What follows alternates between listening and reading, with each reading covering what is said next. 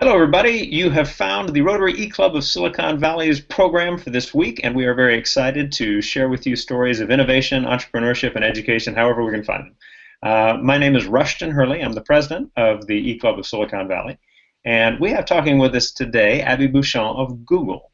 She is part of the team that promotes computer science education. She works with the Google Rise Awards, and she is a fascinating person. I'm excited to hear what she has to say. I'll add real quick that she's also an avid beekeeper and runner, which is pretty cool.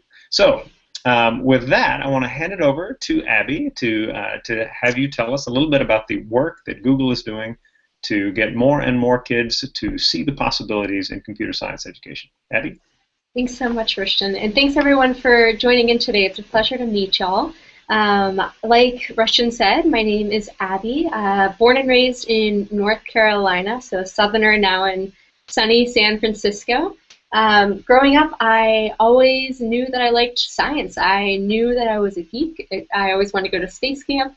I am a beekeeper, so in university, I began to study sciences a lot. I had two parents that worked full-time, so I was always very interested in how folks were represented in the workplace. So those intersections of science and STEM, and then representation in opportunities at work really started to combine together for my work here at Google. So my job at Google is to help increase access and exposure to computer science education for underrepresented minorities, specifically focusing on K-12. So I'm going to pull up my slides really quickly, but today's conversation is going to be focusing on why Google cares about computer science education. And we're going to talk about some exciting stuff, specifically things that y'all can take away to encourage CS education in your community. And Rushton, can we see the slides right now? They look good for everyone? They look good. Great. Sorry, I got you muted real quick. Yeah, so we're going to start on the slides. We're going to do kind of three-pronged approach. We're going to start with the data. We at Google love our data. Then talk a little bit about some of the research that Google's doing around CS education. And then finally, fun stuff, what y'all can be using in your communities to encourage CS. So starting off with, what does the field of computer science look like? One, for the purpose of today, we define computer science as the study of how computers think, how you can give computers step-by-step instructions to do really cool things and build all sorts of stuff. Computer science is not technological literacy, it's not IT, it's not computing education, typewriting. Those are all very important, but that's not what we're focusing on here right now. And the demand for computer scientists is soaring. Every year, in the United States alone, we need 137,000 new computer scientists to graduate to be able to keep up with economic demand, but we're only graduating 43,000. So if we keep up at that rate, we're only graduating about 31%. Between now and 2020, we are going to need 1.4 million new computer science jobs, and we're going to fill less than 400,000. If you're looking for a number to write down, that means there's going to be over 1 million unfulfilled jobs in computer science by 2020. That's huge. I don't need to tell folks in Silicon Valley this, but computer science and computing are very well-paying jobs. But in addition to being a very financially viable career, it's also the career where folks are able to really create what the future is looking like. You know, there's so much awe and wonder in being able to create what is the next Facebook, what is the next, tablet, what does the future look like? So computer science is more than just, the matrix or just like typing things in like robots. Computer science is really, I think, a field of creation and wonder and curiosity. So the world needs more computer scientists. It's a really well-paying, it's a very exciting field, but the mix of who's becoming a computer scientist is pretty skewed. So only 18% of degrees in computer science are going to women, and only 18% of computer science degrees are going to Black and Hispanic students as well. So this is extremely disproportionate. And zooming out 1 second, I know someone's listening and saying, hey, why computer science versus STEM? And I agree. I studied biology, like I said. And But again, looking at the data, computer science has been dropping in degrees for representation of women since 1984. It peaked at 37%. It's now down to 18%. And you can't argue with the data. A lot of these other degrees are trending upwards, or at least kind of starting to plateau, but computer science is seriously on the decline for women. And then today, when we look at AP exams, students have to fill out, what do you think you're going to major in a couple of years? Less than 1% of high school girls intend to major in computer science. I think the exact number is 0.4. And just to cover my bases, since I had this question asked to me live a couple months ago, and we had to Google it during the presentation. The comparable number for boys is 3.5%. So less than, or about 0.4% of girls want to major in CS, and 3.5% of boys intend to. So that's, orders of magnitude right there. So we at Google are doing more research on the field to figure out why are these declines happening? What does access to computer science look like? What does it mean to be a Latina in computer science or a woman in computer science? And I could talk for hours about these studies, but I'm not going to, because I know that Russian would cut me off, justifiably so. So I'm going to encourage folks to check this out at this URL down here, g.co/CSEDU research. It's part of our larger site, and that link will be on a couple different, it'll be on the newsletter as well. So the two studies that we're going to touch on quickly is one, our Women Who Choose CS study. We did this study to understand the top factors that influence a woman's decision to choose computer science. And this can, at a very high level, we surveyed 1,600 students, and this can be bucketed, our findings, into two different sections around encouragement and exposure. And together, encouragement and exposure make a significant difference on if a woman decides to choose computer science or not as a major. And one interesting thing here is there's a lot of reasons to focus on computer science in the workforce and in university as well. But our research showed that over 60% of a girl's decision to choose computer science as a major is made before college, before stepping into those university doors. So that's why we focus our research and our outreach in K-12. The second study that just came out a couple weeks ago was a collaboration with Gallup, and we surveyed over 10,000 individuals from superintendents to students to understand what does access to computer science look like across the field. The big takeaway here that you can see on this side is that 91% of parents indicated in this study that they think their students learning computer science is a good thing, which was really pleasant to find out. We were glad to see that parents think this is important. So parents are saying, yes, we think we should put resources and energy towards this in the classroom, but less than 30% of administrators were perceiving that demand. They weren't hearing it from the parents. So big gap there in what parents want and what our education system is able to provide right now. So again, both of these studies, because I know I'm blazing through them, are available at g.co/CSEDU research. So the fun stuff. What can we, as eClub members, be taking away? What can y'all be doing in your community to change these ratios and to create more inclusive education opportunities? I'm going to talk through a few different programs. Some of these are grants, some of these are outreach, so tune in.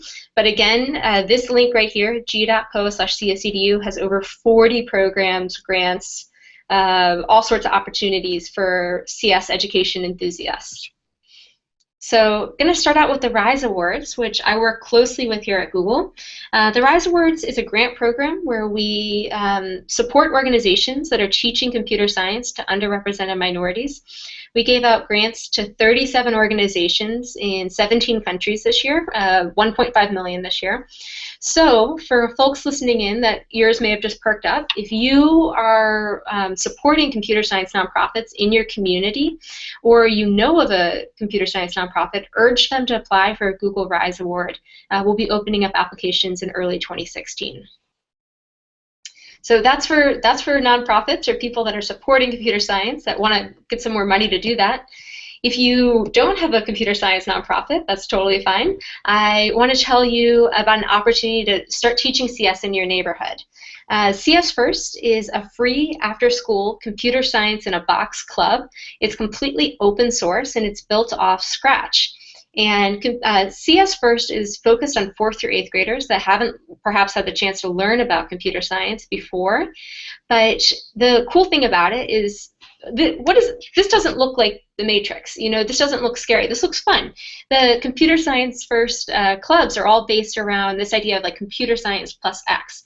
You're using computer science to decorate your apartment or create a new sports game or to create graphic art. It's all this idea of using CS to create inclusive topics that spark students' curiosity. So when we look at, there's a lot of CS First clubs in Silicon Valley, so you can follow this link for csfirst.com to figure out if you are nearby one, if you want to help out. Though one really cool note about CS First clubs is they can be taught by anybody. You don't have to be technical. You don't. They have these step-by-step guidebooks so that it's actually intended to be taught by people that have no computer science experience yourself, so you can learn alongside. You don't have to be an engineer. So then the final thing I want to talk about that gets me so excited is thinking about perceptions of computer science in the media. Our research showed that perceptions matter. If a young woman doesn't perceive herself to be a computer scientist or doesn't like what computer scientists look like, she's not going to be able to join it herself. And this is what computer science looks like in the media. You know, to be totally honest, I can't blame them. So one of the cool things that we're doing at Google is figuring out how can we work with Hollywood to change what computer scientists look like in the media and to make it more inclusive. And thinking about what Gina Davis said here, if you can see it, you can be it. So one example I want to share is at the Fosters, which was on ABC Family. Mariana, the woman with the red pants on, actually is a character that for the final 4 or 5 episodes of the last season learned about computer science and coding to help choreograph her dance, which then ended in the season finale. So she used computer science to integrate into her life. In that show, the season finale saw 2.1 million viewers that saw a Latina teenager exploring technology positively. And the way that we were able to help out here is that we had one of our engineers named Angela actually meet with ABC Family show writers and talk about what it meant for her to grow up as a computer scientist and how she saw computer science intersect with so many of her interests. So that's just a couple exciting things we're doing, both with grants, with opportunities for outreach, and then opportunities to kind of perhaps expose other folks in your community to positive computer science role models in the media. I've got a list here on ways to encourage students to explore computer science, but I'm going to take a quick breather and bring it back to Russian to see if I can answer any questions first. Wonderful information, and yeah. I mean, I'm kind of looking down my list of questions and thinking, how are we going to get to all these? However, let's first thank you for the presentation. We'll certainly have a good Q&A session. I want to introduce the other person on the call as well. We have prospective member Tviatko Chidorov, who is in Los Angeles and works with one.org, and he'll be chiming in, I'm sure, very soon with some ideas.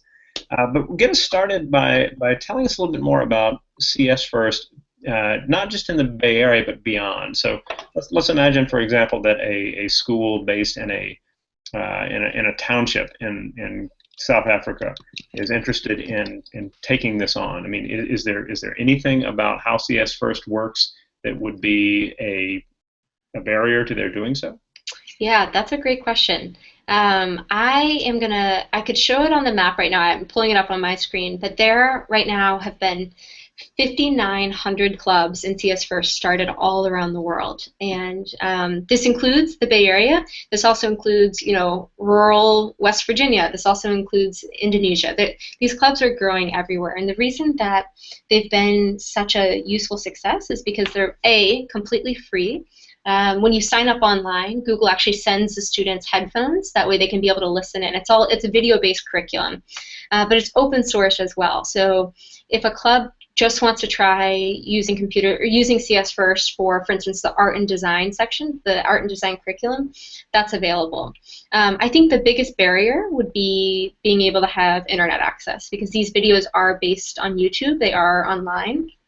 But we have sent club starters all around the world. So, and there's online communities as well to be able to talk about getting started with CS First in your local area. But let me do a quick screen share one more time. I just want to show you all the scope of how many of these clubs are all over. Let's see. So, impact to date, obviously the United States is pretty filled up, but when we look at other parts of the world, we're seeing computer science or CS First really starting. So yeah, I'll stop right there. That's wonderful. It's good to see like such a broad reach with that as well. I mean, is that something that's happened over just a couple of years? How long has CS First been around? Yeah, CS First has been around, I think, for just about 3 years. So it's really been a grassroots movement. And I think one of the things that really helps success is that these materials are made for students that are curious about all sorts of things, you know? What student doesn't like to think about storytelling or friendship? And I know as adults these topics can sound trite, but this is how we can welcome students that may otherwise say like, oh, I don't like coding. That's for geeks, or that's not for me. They can come in and explore it through this area. So it's a wonderful entry point. And again, it's completely open source. So if you want to just use a bit of the curriculum and then integrate it into learning how to build a robot or 3D printing, it all kind of comes together. Very cool. And looking across this, you had mentioned that the person at the school who acts as the advisor for the club is not somebody who has to have any kind of computer science background.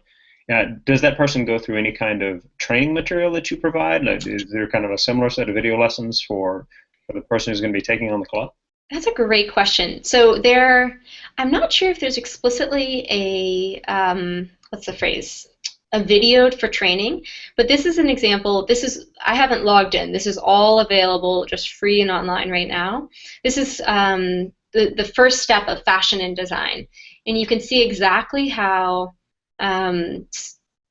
what we call them the CS Club Guru, and they have step by step by step. This literally says, provide instructions for completing the survey and watching the introduction to Scratch video. Reiterate instruction. It's made. This curriculum is designed by educators and computer scientists working together, so it's really made to be extremely step by step. And it's all available online. We also send copies of this as well in a little bit more of an accessible pamphlet for club leads. Very cool. Well, I'll add that link as well to the set that we have just below the video section of this meeting, so that would be people great. can follow that if they want. Yeah. I want to rather than just keep asking questions myself, I want to be kind of social enough to get Sviatko involved as well. So Sviatko, if you want to unmute and toss in a couple of comments or questions, I'd love to hear what you have to say also. Great. Yeah, Abby, thanks so much for the presentation. I really enjoyed it. So I have a question actually related to CS First as well. Now, you mentioned that this has been a grassroots movement, and this is really impressive seeing how it's all over the world now. And my question is, do you try to work with after-school programs and mentoring, maybe making it a little less organic, but still encouraging more of those clubs to form throughout the country or throughout the world?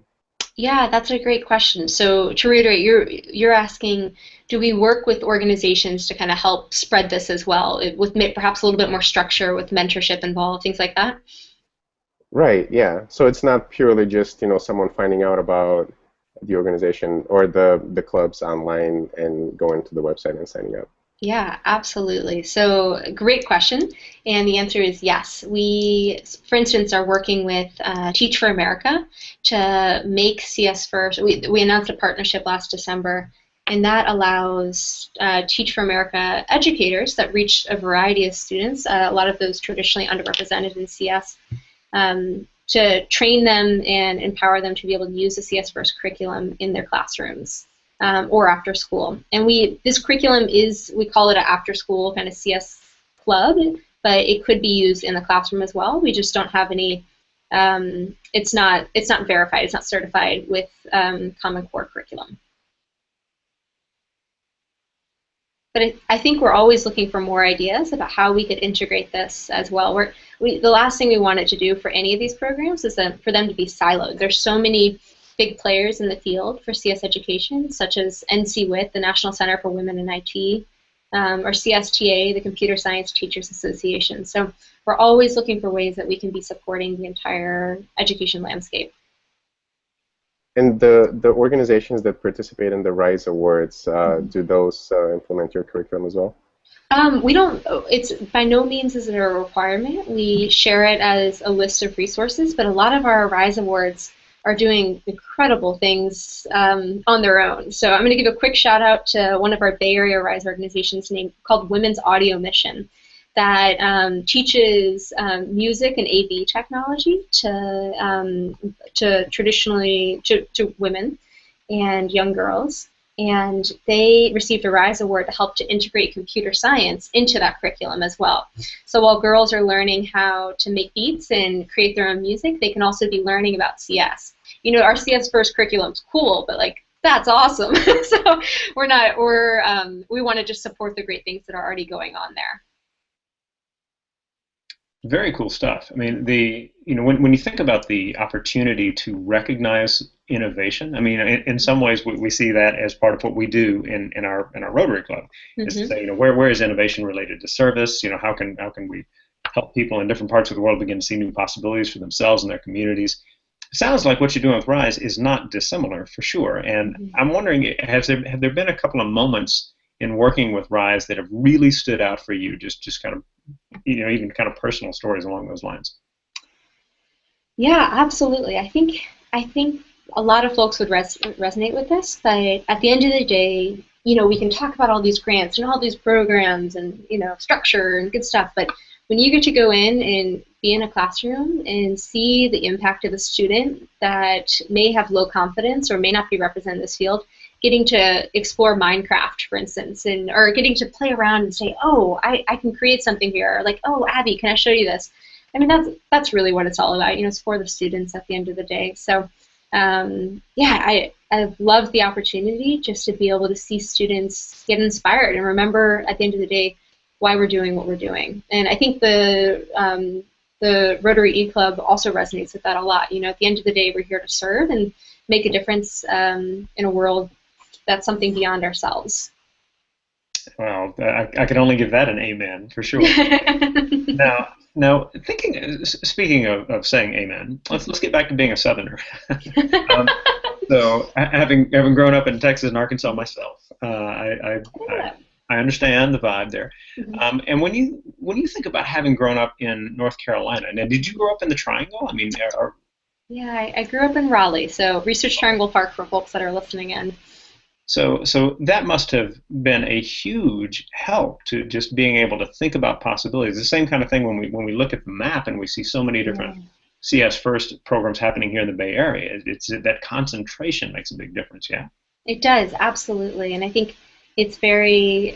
You hit on a really good point. The last time I gave this presentation was in Virginia, and I showed that exact same picture in Richmond, Virginia, which is definitely a thriving city, but there were no clubs, 0 clubs. So yeah, we have this advantage being in the Bay Area and being able to have this entrepreneurial vibe and innovation. It's in the water, but it's very important to be serving folks outside of this area as well. We have our own issues here for sure, and we have our own people to serve, but I think there are communities closer than we think that can be reached.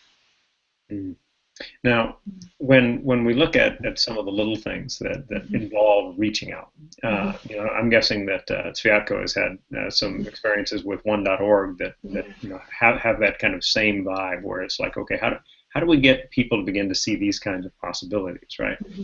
And when we think about what kids are doing in these clubs, so they're in they've discovered that computer science is interesting for all sorts of reasons. It's not just something that this very small group of people might ever want to do. And then they start doing these kind of programs in the clubs. They're following the videos and they're learning to do the different pieces. I assume there's a community that's kind of a part of that as well, where they're able to kind of pop ideas back and forth with each other. Yeah, so in CS First specifically, there is definitely, we try to keep the community in person. It's with the classroom, which is usually about 25 to 30 students. But one of the things we think about a lot is what's next? How do these students find the opportunities that are local to them, or perhaps available online? If they get that bug, if they get that itch to kind of explore anything more, where do you go? So one of the sites I would love to plug, and it was on my slides, is called the Connectory. And the Connectory is a repository of all STEM education programs that are available around the United States. So if you know of a student that might be trying to figure out what's next, how do I explore CS, you can check out the Connectory.